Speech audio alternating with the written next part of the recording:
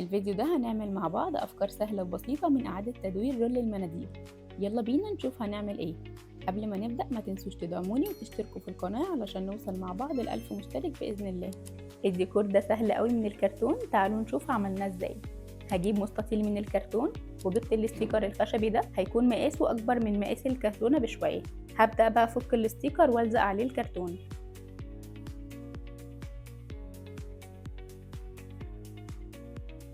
وانا بلزق هلزق بالراحه كده وادوس عليها بايدي علشان اخرج منه اي هواء.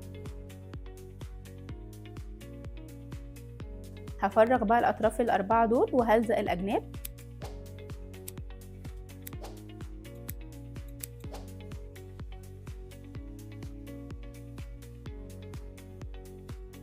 قصيت مستطيل تاني من الاستيكر وهغلف بيه الظهر ده. ممكن تستخدموا اي نوع قماش بدل الاستيكر لو مش متوفر عندكم.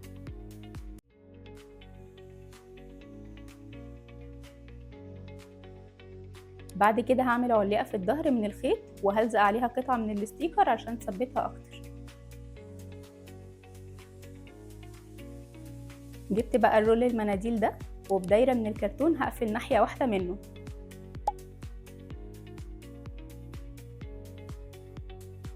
وبقطعة من قماش الخيش هغلف بيها رول المناديل.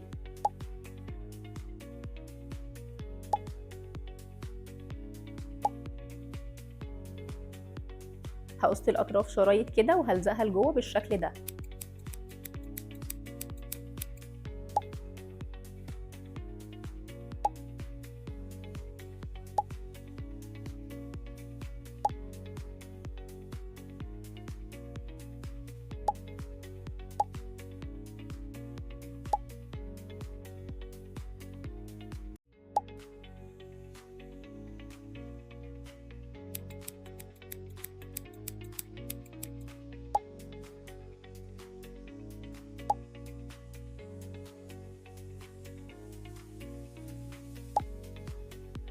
وهقص دايرة صغيرة من الخيش وهلزقها تحت كده.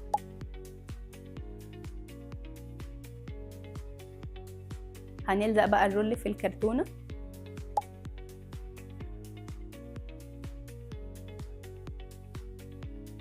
وعملت الفيونكة دي من خيط الخيش وهلزقها في النص كده. بس كده هي خلصت، حطوا فيها بقى اي ورد تحبوه.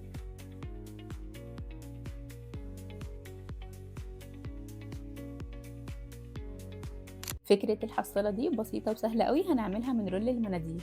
اول حاجة هنجيب رول المناديل وهنغلفه بالفوم او الورق. انا استخدمت الفوم.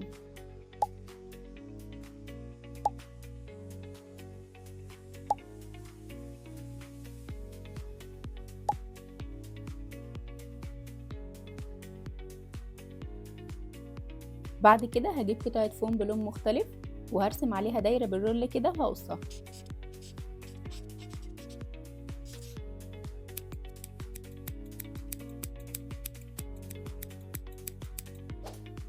ومن الدايرة دي هنعمل منها واحدة كمان.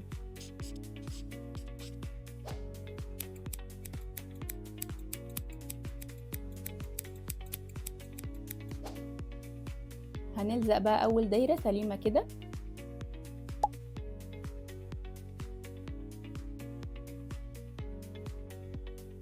والدايرة التانية هعمل فيها فتح في النص كده علشان ندخل منها الفلوس.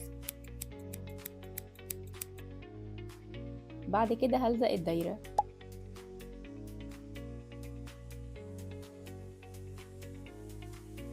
زينوها بقى زي ما تحبوا. انا قصيت شرايط من الفوم وهلزق واحد فوق وواحد تحت.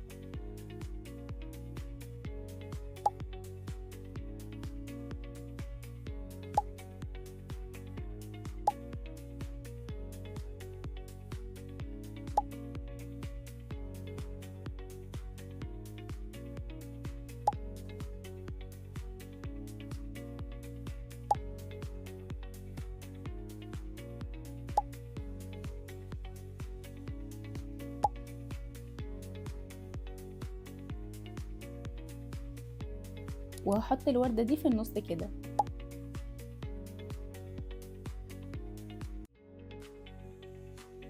وبس كده بقت جاهزة. فكرتها سهلة وبسيطة ومش هتاخد وقت خالص، جربوها هتعجبكم.